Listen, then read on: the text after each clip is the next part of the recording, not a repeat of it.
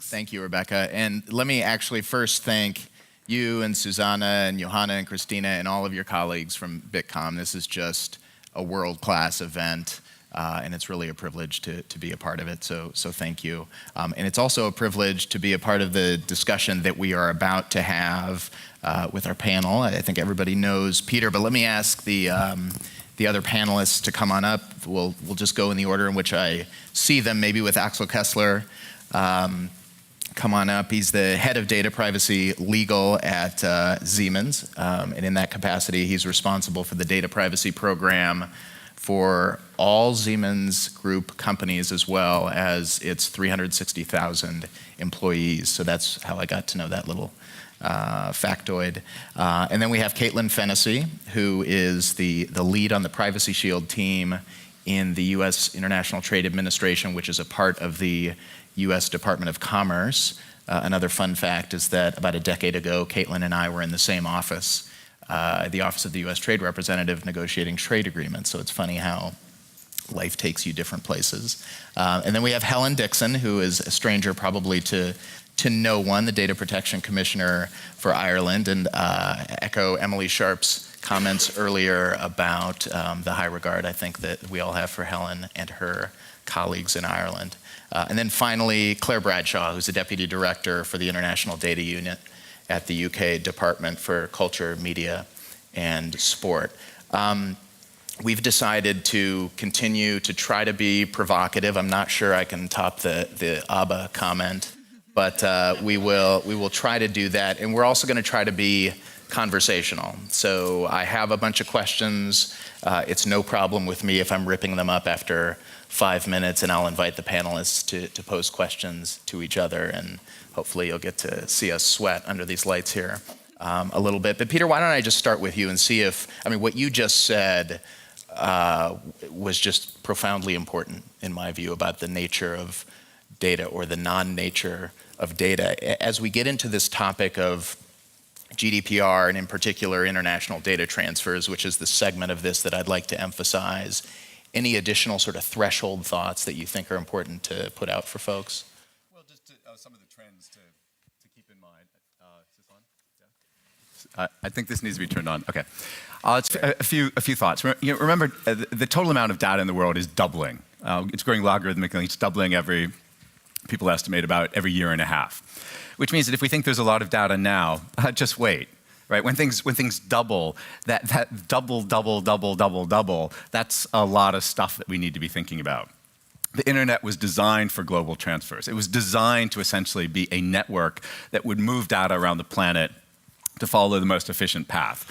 And that is proven to have been a brilliant architecture. I mean, it wasn't obvious when people first came up with this, 30-odd years ago, but it turned out to be absolutely brilliant. So I think it's the way forward. As companies, we have to comply, we have to build compliance programs to comply with legal obligations around things like international data flows, if those are the laws that the legislators pass. And it's curious to me that even though you heard what I think about that as a model and as a regime, it is still very much the fashion. And if you look at new privacy regimes being proposed, for example, in India, or being passed in many countries around the world, they are still reprising this idea of international data flows as something that needs to be regulated, as the thing that you can grab onto. Now, in some of those countries, like India, they're also talking about data localization. Data's got to stay in my country. And it's a secret to nobody that, it's partly a privacy debate, but it's also really a protectionist debate too. I mean, that's pretty obvious, I think, to everybody. So all I'm saying is, even though it seems very retro to me, boy, is this alive and well on the legislative framework, even in new laws that are being discussed around the world, and of course, taken up by the GDPR all over again. Yeah, great.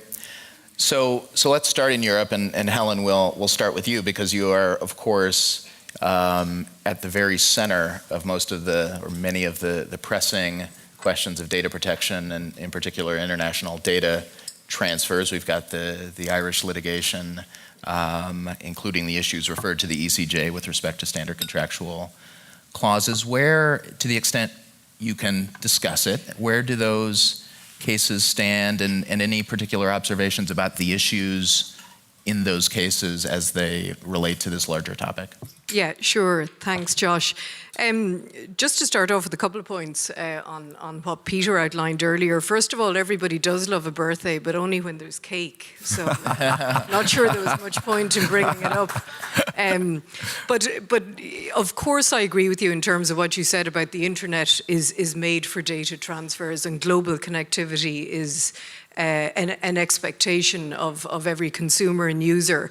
But equally, of course, we have the case, which we all well understand, that where laws exist, such as the laws and the Charter of Fundamental Rights in the EU, that protect users' rights, it cannot be the case that simply by moving the data around to another jurisdiction, users should have an expectation that they'll lose those rights. So of course, this whole topic of data transfers, even if we sometimes argue that the way in which the internet works and the ways in which the laws are written and the description of what constitutes a transfer sometimes seem to have something of a disconnect, I think we can still all understand that the rights in some way have to travel.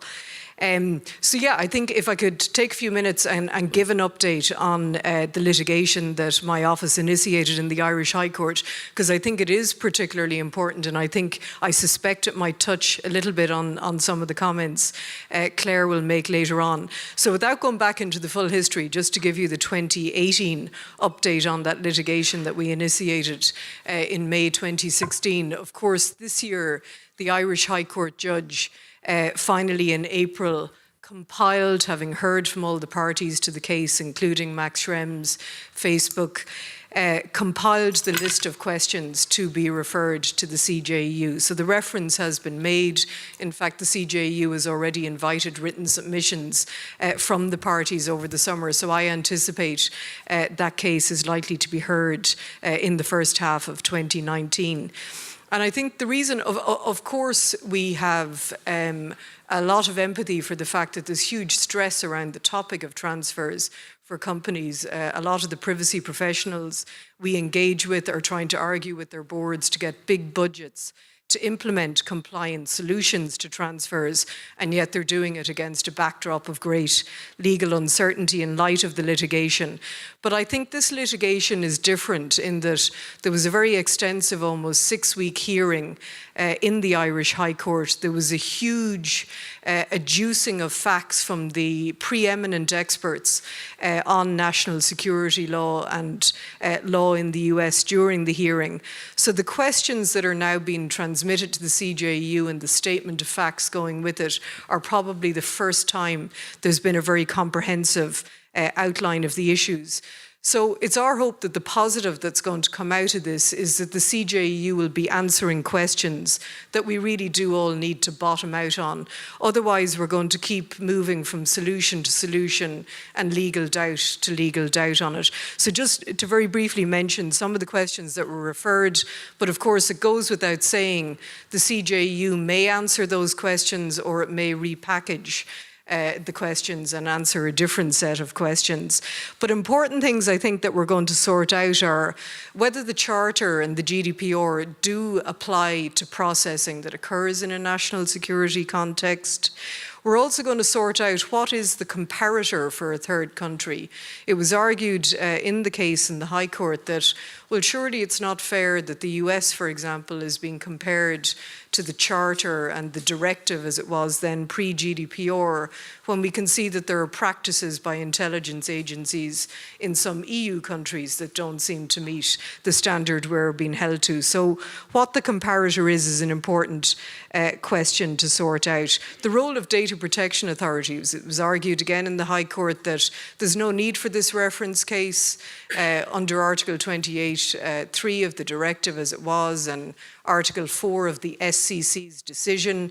DPAs can suspend transfers if they think that rights aren't being protected. So it was argued, why didn't the Irish DPC just suspend Facebook's transfers? We, of course, argue that would not have resolved the issue that we argue is an issue that EU persons don't have an effective judicial remedy in the US. So I don't want to take up all the time, but I think there's important questions based on a huge gathering of evidence, including and importantly from US experts during the hearing, that's going to allow now for a proper treatment of this important subject at CJEU level.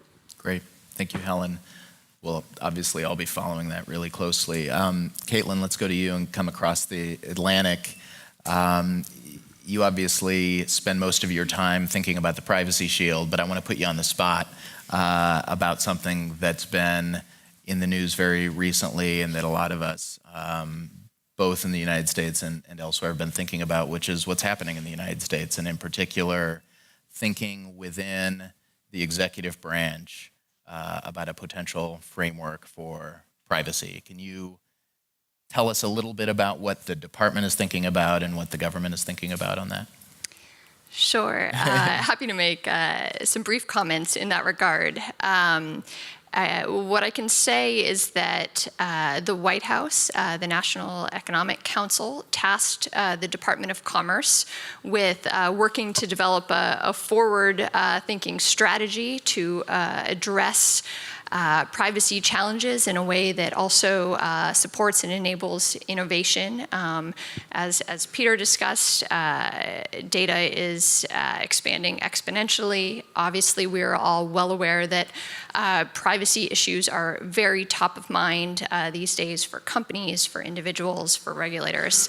So everyone agreed this was a very opportune moment to take another look at the model and think about the path forward. So as you may have seen just, I believe, yesterday, the Department of Commerce published a request for comment outlining top-level privacy outcomes that we are looking to achieve and a set of goals as to how those could be best achieved, and basically put the questions out there as to how stakeholders think those outcomes and goals could be best achieved.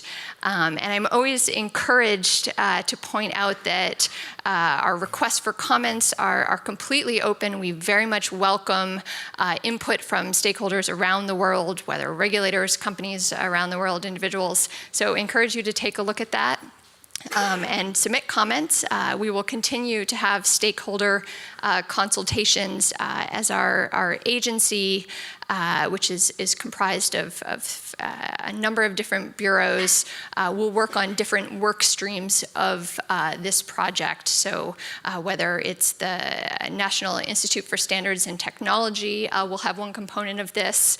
My department, the International Trade Administration, will continue to look at the international and interoperability pieces, and the National Telecommunications Information Administration focuses on the domestic components there. So I welcome that. And there are no restrictions on who may submit comments, right? No, absolutely Okay. not. Yes. So take her up on that offer. This is really important. In fact, I'll just divert for a minute to say that this is also a process that industry is deeply involved in, sort of in parallel with the U.S.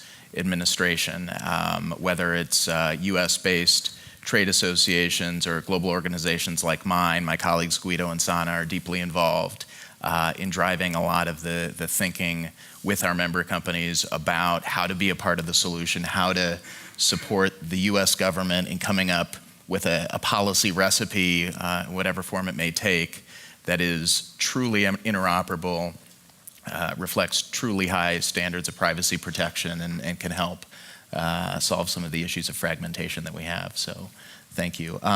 Claire, let's go to you. Whether it's the litigation in Ireland, whether it's things you see across the Atlantic, whether it's things you see in your own country, especially as Brexit approaches, what's your assessment of these developments from whatever perspective you think is most relevant? Well, thank you. And certainly as the head of the unit that is in charge of ensuring we have a smooth, orderly exit from the European Union and ongoing data flows, this is the issue that really keeps me up at night. So I'm very happy to take ideas from the audience on how we sort of manage this going forward. You know, I think we all recognise the importance of data flows to our modern economy. If we take sort of Germany and the UK alone, 7 billion euros of exports, are data dependent. So it's absolutely vital for both of our economies that we continue to have data flows, and they underpin nearly every facet of the modern day economy. They're also critical for national security and law enforcement sharing, but also from a kind of UK perspective, we've been given a very, very clear signal on the back of the Cambridge Analytica and Facebook incidents that our citizens really care about where their data goes. They care about how it's being used, and they really want to make sure that our regulators are enforcing if there are any breaches involved in their personal data. So from a UK perspective, we've got a real challenge on our hands at the moment. And, you know, we've heard about some of the potential disruptions to international data flows through legal cases, but also the biggest challenge that we face at the moment is the political turbulence involved. And from a Brexit perspective, one of the things that we've had to do from a UK government is really make sure that we're preparing for every scenario. And if we exit the European Union in March next year without a deal, we are facing a real cliff edge on data. And this is not an academic issue. This is going to affect every single one of us in our lives and how we, you know, communicate, how we share information, how our companies operate. And when we have had to face this issue of looking about how do we make sure that we have continuity of those data flows, we're really kind of crossing untrammeled boundaries. You know, we've got a few examples from the safe harbour experience of how to approach this, but there have been a number of challenges, and I wanted to share those with you today and also kind of get the panel's thoughts. I mean, firstly, when we talk about the impact of disruption to international data flows, what do we really mean by that? So when I've had my team go out and we speak to businesses, we speak to fellow kind of counterparts and other governments, we don't have a clear collective understanding of how important data flows are and what the disruption to those data flows will be if we see adequacy agreements fall, if we see standard contractual clauses fall away. And that makes it very difficult for policymakers like myself to influence politicians. So when I'm sat briefing ministers and I'm trying to make them understand the importance of this thing called data, you know, it's a real struggle for me because there is not a kind of consensus in the community about how much we value these and what the impact would be on our economies and on our sort of services, whether that be law enforcement or national security, if they fall away. So that's the first big challenge. The second one is sort of how do you do contingency planning? So you'll have seen that the kind of UK government has recently put out technical notice, and we've been working very closely with our Information Commissioner on this. But how do we really make sure that we're advising and giving businesses all the information that they need in advance, and how far lag time do they need to prepare in terms of putting measures in place? We have lots of engagement with UK businesses and lots of sort of frank exchanges. Some of them are often more difficult for me to handle than others, but it's a real kind of pressing issue. How do we as policymakers make sure that we've actually got decent contingency measures in place? And the last thing that sort of we've really kind of come up across is to try and sort of take the politics out of this, which obviously in a Brexit context is far easier said than done. But, you know, in all seriousness, if we recognise that data flows are absolutely pivotal to how we do business, to how we operate as citizens, how do we come up with kind of pragmatic solutions to make sure that those international data flows are not disrupted, regardless of sort of what our politicians are thinking? So as policymakers, we've really, really pushed our government to try and take a pragmatic approach to this. So some of you sort of more detailed experts who have scrutinised our technical notice might have observed that actually we've taken the decision to recognise the EU as adequate. So when we leave next year, if it is in a no-deal scenario, we have recognised that member states on the 31st of March will have no different regulatory frameworks than what they will on the 1st of April. So we have said in our domestic legislation, in the event of no deal, that data flows will continue to be able to flow from UK businesses to Europe. And we are strongly advocating that we start the adequacy process now with the Commission, because we want to just make sure there is no disruption to these flows. But these are really tricky issues, and I don't think sort of my government and other counterpart governments have come up with the solutions to this yet. But hopefully, in the Brexit context, the things I've spoken about will not be tested. But I don't think they're going to go away. And I think we all need to be kind of honest and frank and come up with sort of really pragmatic solutions to how we make sure that these fundamental aspects to our economy and the way that we live is maintained regardless of the political scenarios. Thanks so much. kind of asked if I could make some comments because I think you raised some really important issues. And I'm not going to focus specifically on the Brexit piece. Obviously, you're the experts there.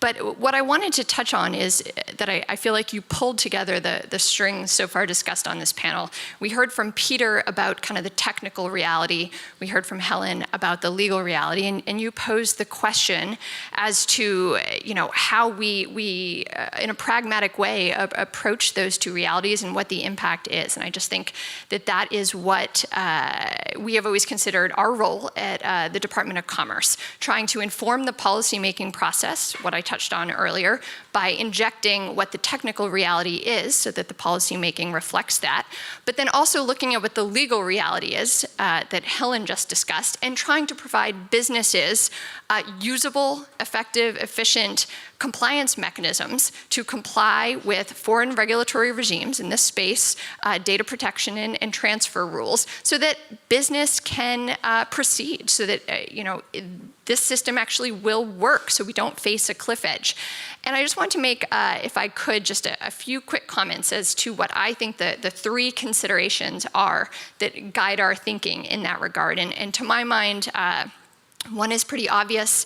It's pure and simple economics. Another is perhaps sometimes unappreciated or underappreciated, which is privacy. And then I think the third is trust. And I think we all recognize kind of the economics of this. In the US-EU context, data flows completely underpin our trillion-dollar trade relationship. I think that is well appreciated.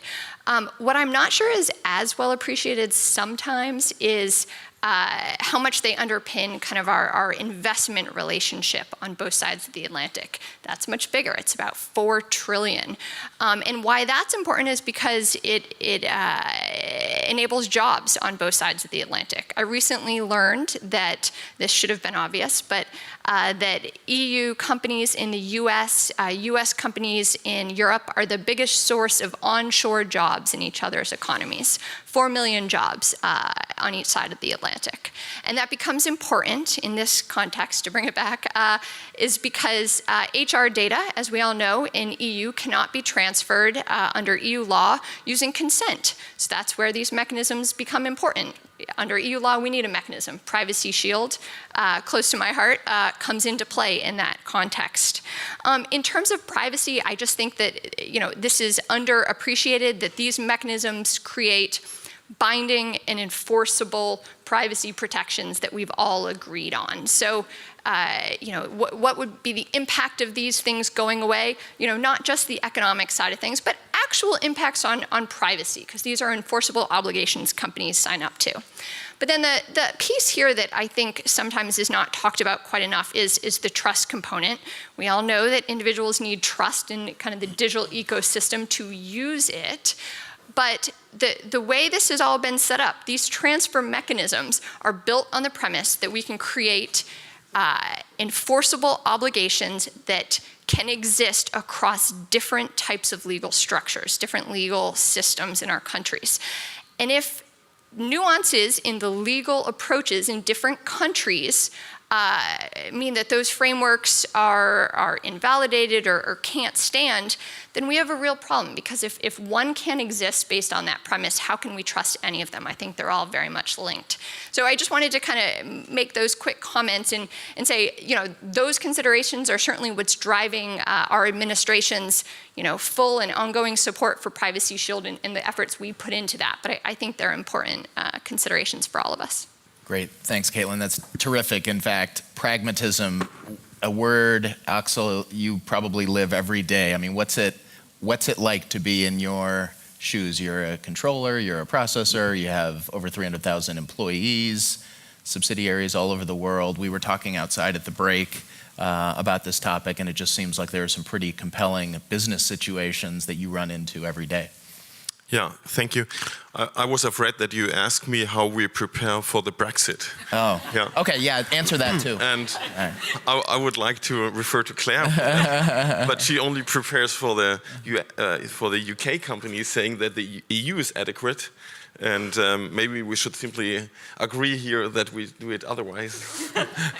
and because there's no solution on the EU side yet, and it seems like it will be we're not agreeing on model clauses with our UK companies, customers, and so forth.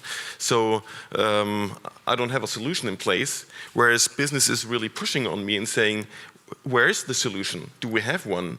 And I'm sure when January, February comes, they will ask me, so how big is the risk, Axel? Yeah?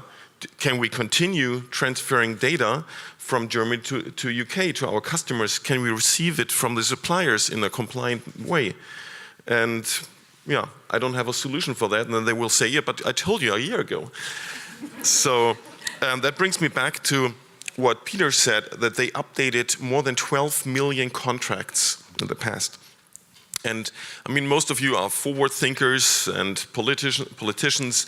I want to show you the scenario how these contracts look like. If we sell, let's say, our IoT solution to a car manufacturer in Europe, that means we are selling it not only to, let's say, Volkswagen, but also to Volkswagen subsidiaries all over Europe. So we have already, let's say, 20 or 30 data controllers. And you all know the contract, if you have an international data flow, it must be between the controller and the processor in the US or India if we offer a 24/7 service. So it's not only the contract between Siemens headquarter and Volkswagen headquarter. No, it's the Volkswagen subsidiaries with Volkswagen headquarter with Siemens headquarter with all the Siemens subsidiaries, and then all these cloud providers, maybe in India, maybe in the US. So that's around, I don't know, a couple hundred contracts. And if you do it in a diligent way, it's it might be easy, but for a smaller company, you really need to be an expert to do this, because you cannot simply shift around the contracts and ask all your subsidiaries for a signature and then hand it over to Google Cloud or AWS or SAP with its another 30 subsidiaries somewhere in the world to sign it as well. So, we are wasting too much time on such contracts, and then we do not have time to think about security, about privacy. Because simply agreeing on model clauses, does the individual really benefit from that? I doubt it, but we have to do it to be in a compliant situation. So I really ask the regulators and the politicians to think about this and to offer pragmatic solutions for that. Also, if we go towards March of next year, if we look to the UK. Okay.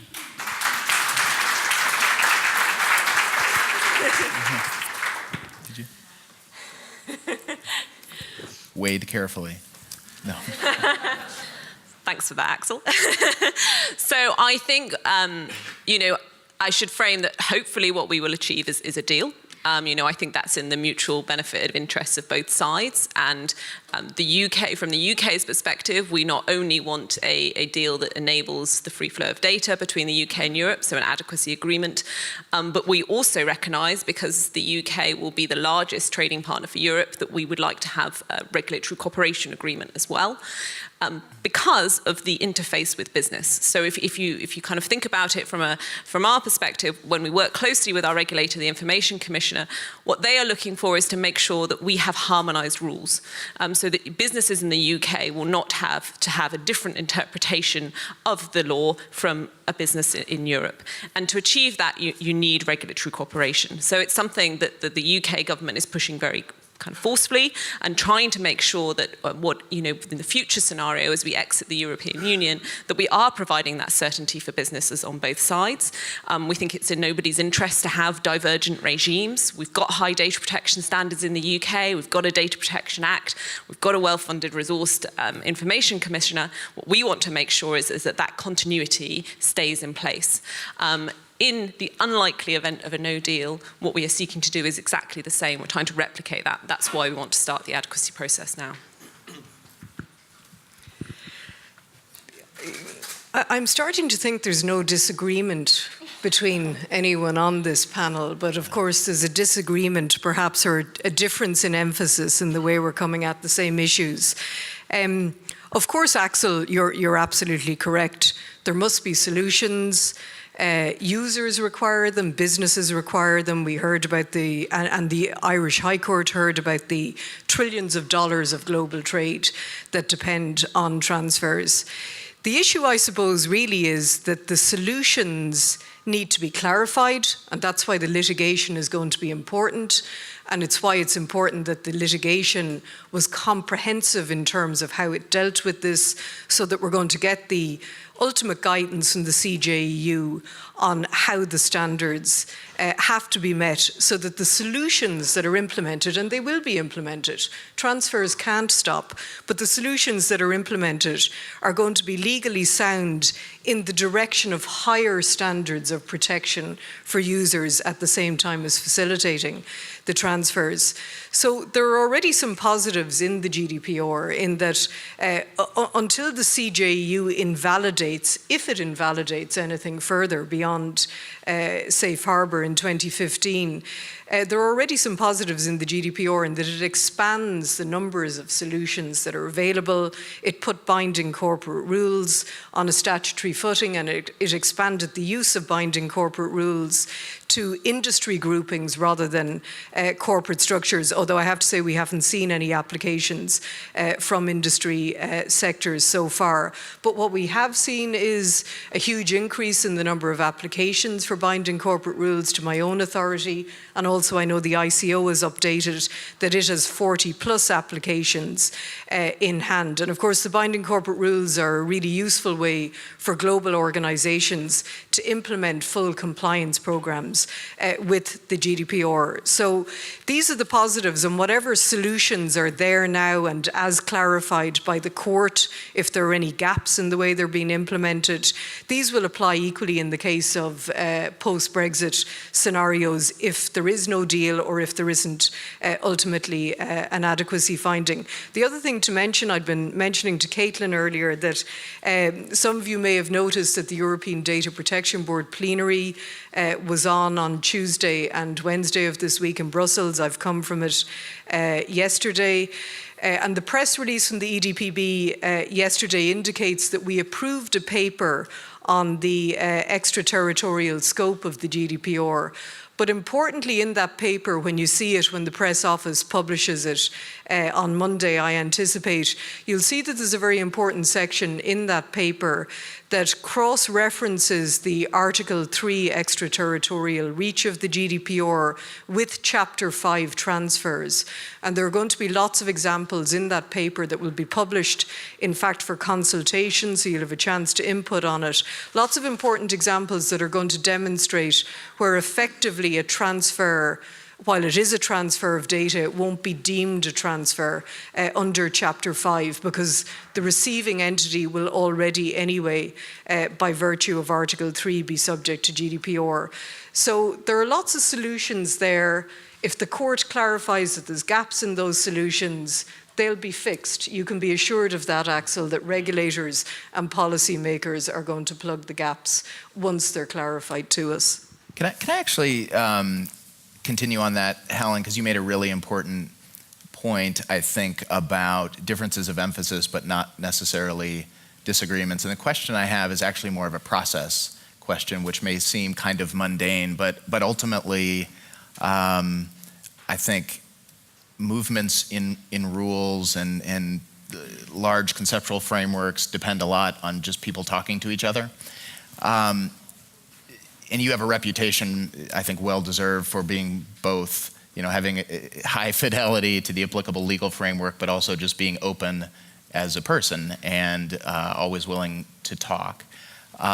What observations do you have, or what things have you learned in your time as DPC that could be helpful both for companies, but also maybe for your fellow DPA officials in the brass tacks of interacting with companies and working through practical problems and in giving, not necessarily filling in the gaps of the law, because of that's of course the overriding framework, but in giving meaning to them and exercising discretion? Are there things that companies can be more active about or do a better job of in solving these problems? I don't think I'd purport to offer advice to any of my fellow DPAs, but you're absolutely right. Conversations like this are important.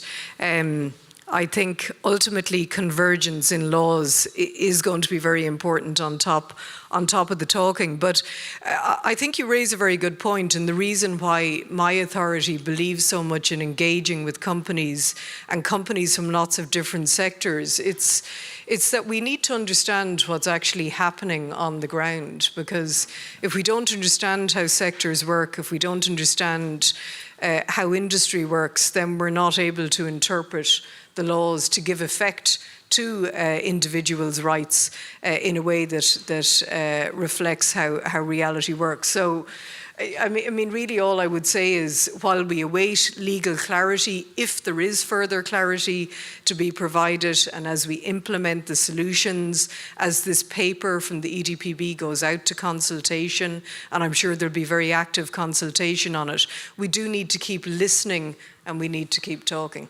Great, thank you. I sometimes have a fantasy, to Claire's question, about, well, how do you get people to realize what international data flows mean to them? And so I propose, we pick a date, and I don't know, November 4th, and every company just shuts it down that day, 24 hours. We shut it down, and we see what happens. I mean, I know it's a fantasy, but I think it would be pretty shocking for people to realize how embedded all of this international data flow thing that can sound very abstract is to actually how every single thing runs. In other words, nothing would run, right? It would just be, Armageddon of our economies for whatever period of time it is. To Helen's point about convergence, yeah, there is more convergence going on now than ever before. I mean, there were congressional hearings in the US yesterday on privacy, and we saw industry leaders from a bunch of companies in the US supporting the development of US federal privacy legislation, which for many of the European skeptics is something that people have not thought was likely to happen. But as far as I'm concerned, it is likely to happen, partially motivated by preemption of a duplication of state privacy laws, but that's the way the American federal system works, and partly just by an expectation of consumers that this thing of privacy is becoming of grave concern to them, and they think that laws and regulators need to do something about it. So, I mean, there really is a convergence. That being said, we are not going to converge as a planet on the GDPR as a model. So there will be variations from country to country, which is why the whole adequacy framework was always a bit odd, because the adequacy framework essentially said, you don't need to have high privacy standards, you need to have these privacy standards, is essentially what it said, which is why there were so few countries on that list. So what I would propose is, I'll come back to this very basic idea, which is we are jumping through hoops, we are engaging in legal fictions, we are trying to explore all of these different compliance regimes around mechanisms for international data flows.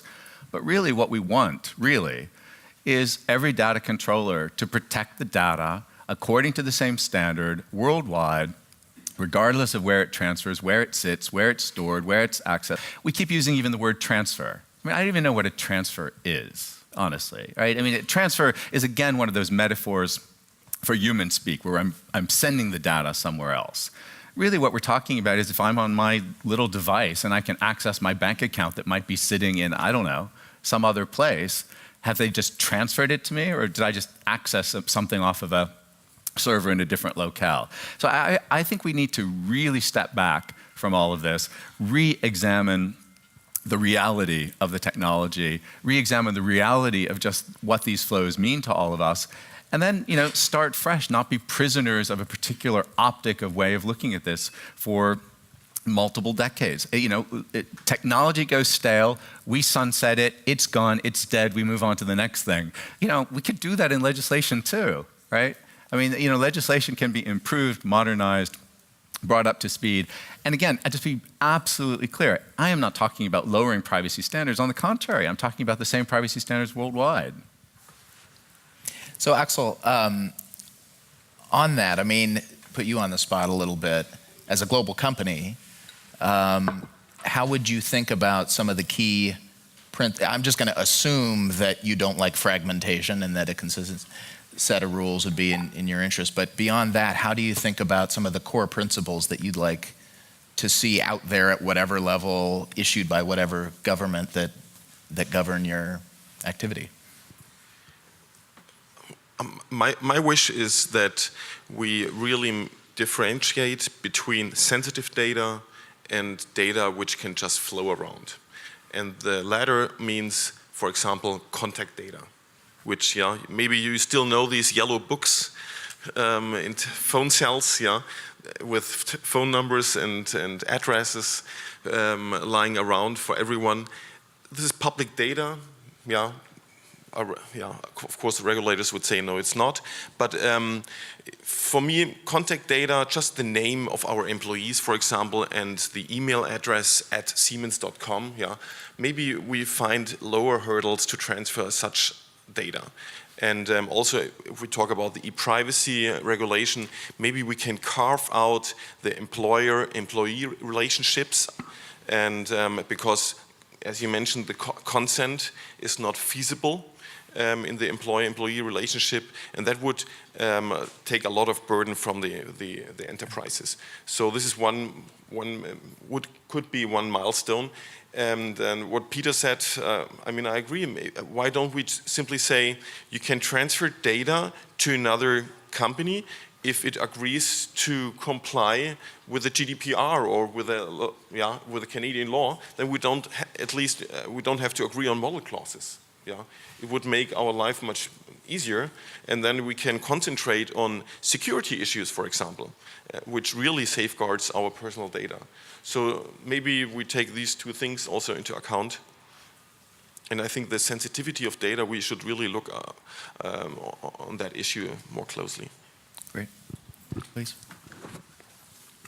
I'm sure Peter and Axel realize that as regulators, we share some of their fantasies. Not everything written in the GDPR is the way we would have written it. And of course, we can agree that the language around using the word transfer, it doesn't have precise meaning in the real world. But as I said earlier, I think we can create an understanding of what it does mean, which is around potential access to data that attracts rights in one jurisdiction that could become absent in terms of access in another. You raised the issue, Axel, of personal data. I think there are a lot of people that have talked about the blunt instrument that is the definition of personal data under the GDPR and EU data protection law. I had counted up, because my own authority was the subject of a reference case to the CJEU in 2017 in relation to the definition of personal data, concerned a handwritten examination script in a professional accountancy exam, and whether that constituted personal data. It did, according to the CJEU. But there have been over 19 or 20 cases, reference cases to the CJEU in terms of the definition of personal data under the directive.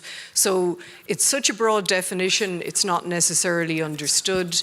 It doesn't distinguish between, as you said, names and addresses and so on, and then other more sensitive cases of data. I'm sure many of you saw the ruling of the CJEU on Tuesday of this week in relation to MEPs' expenses.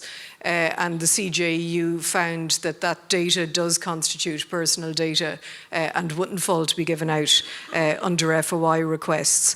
So there are, of course, arguments there, but sorry, just to be briefer, the point I was going to make is you have to be capable of distinguishing between lawmakers and policymakers and regulators, on the other hand, that are enforcing the GDPR.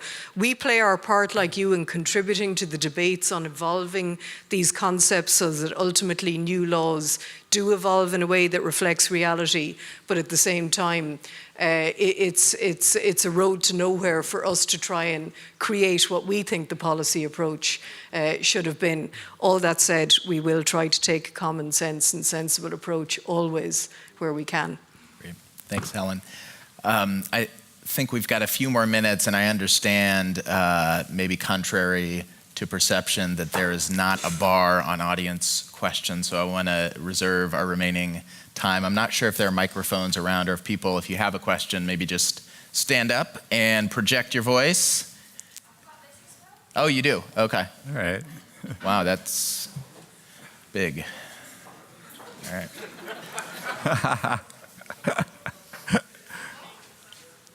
Is it a mic? What is it? Oh, okay.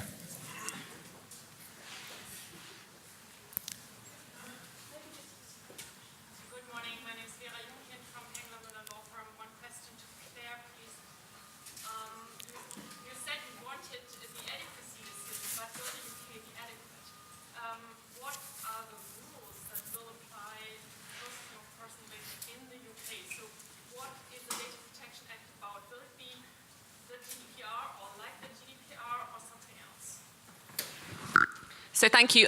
Just to echo back the question for those who couldn't hear, it was, will the UK be deemed adequate? And what has been the UK's kind of implementation of GDPR domestically?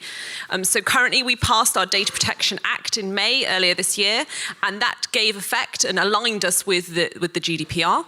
When we leave the European Union, all we will need to do is make a few technical fixes to our domestic legislation to make sure that what's held at the supranational level in GDPR works at the domestic level. So effectively, the UK will be fully aligned with the GDPR when we exit the European Union.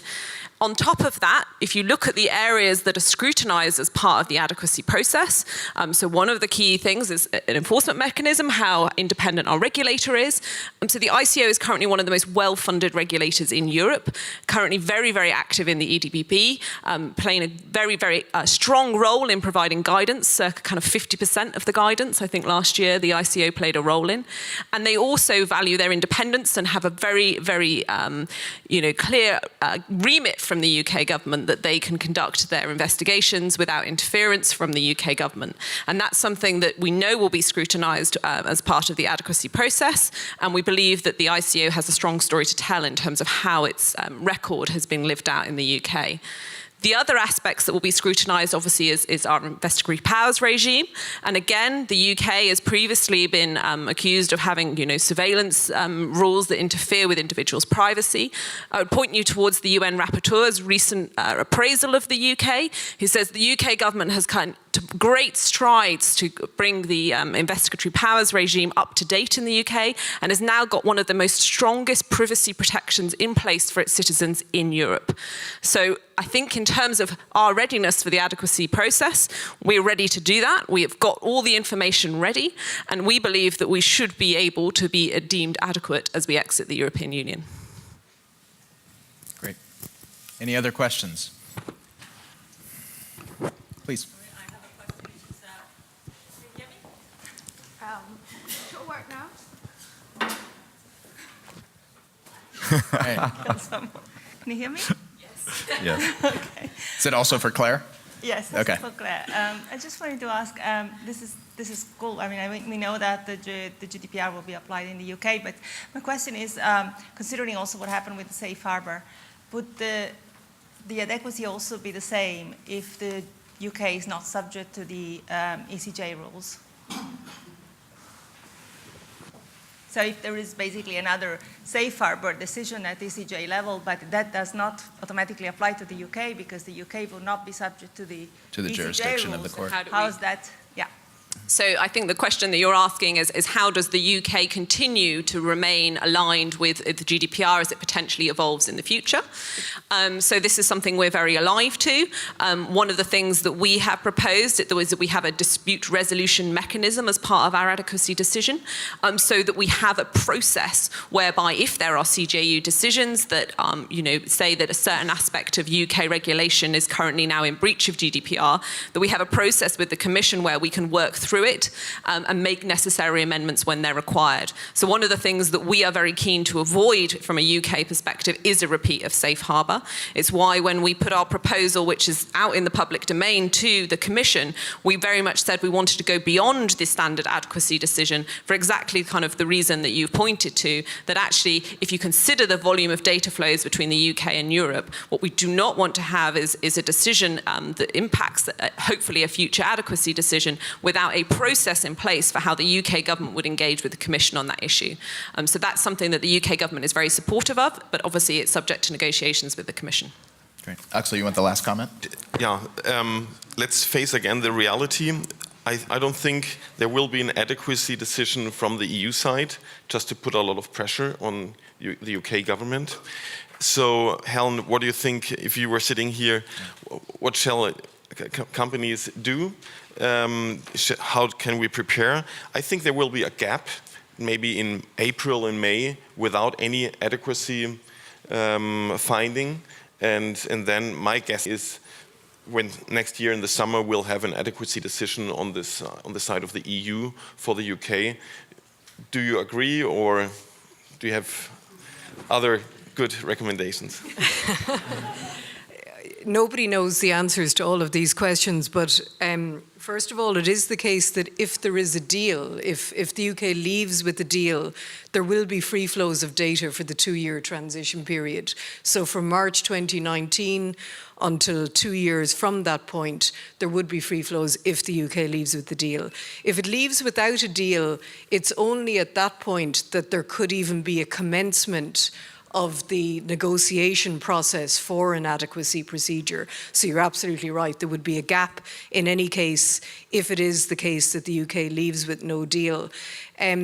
In those circumstances, as I outlined earlier, Chapter 5 of the GDPR outlines the range of mechanisms.